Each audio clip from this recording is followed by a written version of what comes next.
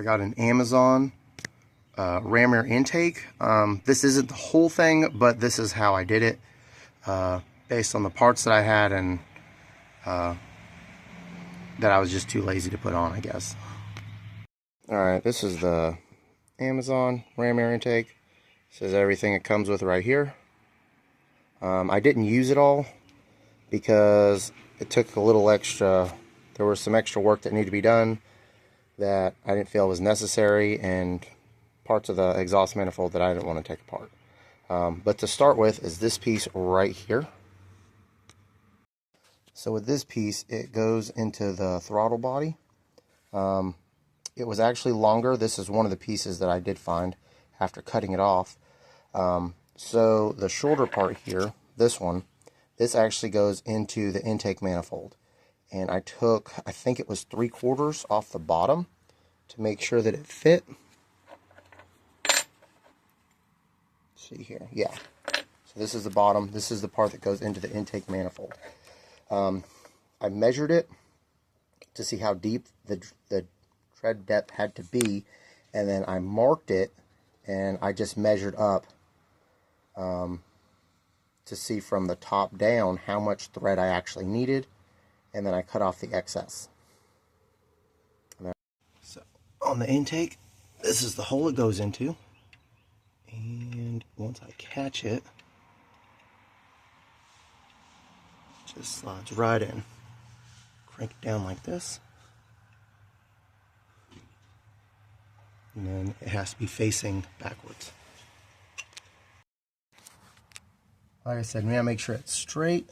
So there's the bend there, and you want to make sure that it's straight back, because from here you put the housing over it,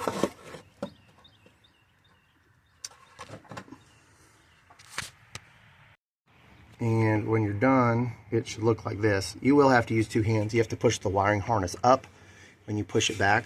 You can probably see a mark right here, and on the top you can see where it's marked as well.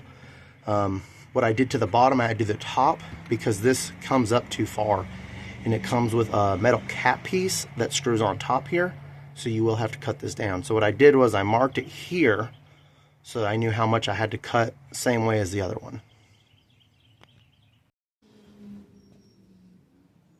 So this is the top where I marked it, and then here is where I marked the top when this piece was on, and then I put this on, and then I also marked it from there. And the way I did it was I needed to see how much I needed to come down without taking too much off. So after I measured it out and took off what I needed, you just put everything back together as a dry fit, and then you screw this on.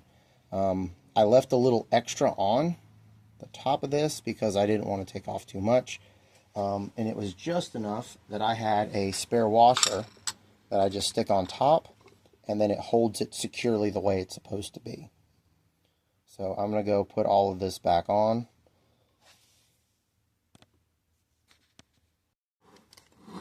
Before I put all this back on, if you have a file,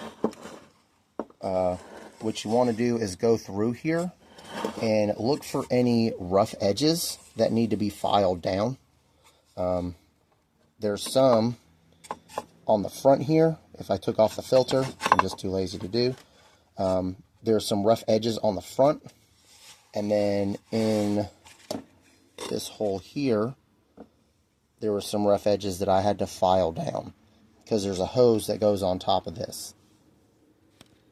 Alright, now everything's back on. My washer on. Then here's the piece. Just screw it back on.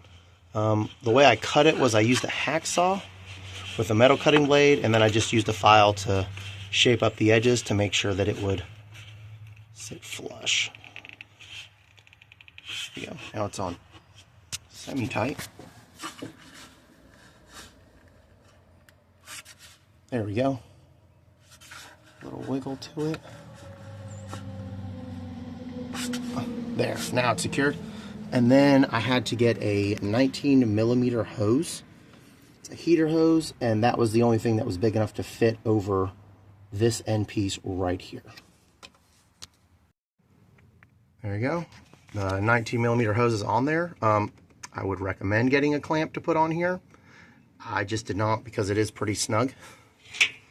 And then over here, what I've done is I just put the filter end piece on the housing itself.